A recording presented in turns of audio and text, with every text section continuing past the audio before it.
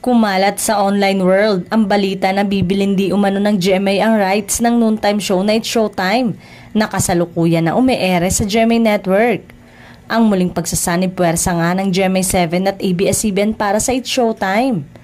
Pinaghahandaan talaga ng bonggang-bongga ng It's Showtime host ang pagtungo sa GMA Network para sa isang makasaysayang araw sa telebisyon. Mixed emotion daw ang nararamdaman ng lahat ng taong involved sa noontime show ng ABS-CBN na napapanood sila sa GMA7.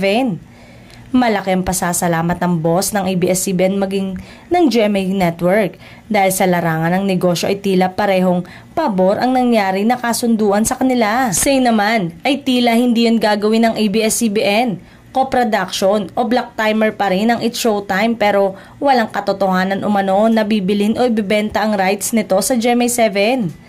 Ang tanging panawagan ngayon ng ilang netizen na sana ay muling i-promote ng malaya ng Showtime ang mga kapamilya shows sa kanilang programa para sana sa kapakanan ng mas nakararami pa ring audience nito. Katwiran naman ng ibang madlang people, dapat raw ay alisin ang anumang hadlang upang malaya itong gawin ng kapamilya host at maging sa mga kapamilya guest nito. Higit na isang taon na ang nakakaraan mula nang umere ang kapamilya-produced noontime show na It's Showtime sa GTV at kinalaunan ay sa main channel ng GMA Network nitong Abril.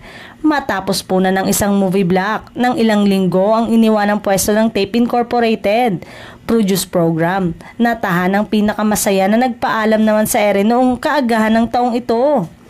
Bagamat naging magandang resulta ng pag-ere ng nasabing patok na palabas sa Kapuso Network na nagresulta sa mas magandang ratings dahil kinukonsidera ang malawak na reach na meron sa ngayon ng GMA na tila may nawala sa palabas na sanay magiging lubos na kasiyahan ng nakararaming audience kung saan ang majority pa rin ito ay ang kapamilya.